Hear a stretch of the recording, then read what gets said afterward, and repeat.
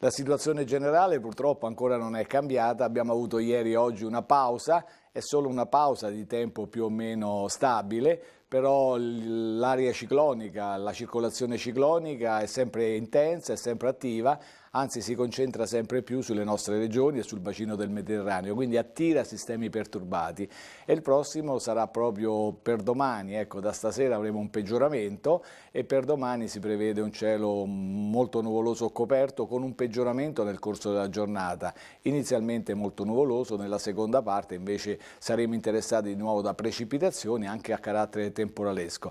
Per domenica il sistema perturbato è su di noi con tutta la sua forza, quindi abbiamo veramente cielo coperto, precipitazioni diffuse anche abbondanti e anche a carattere temporalesco.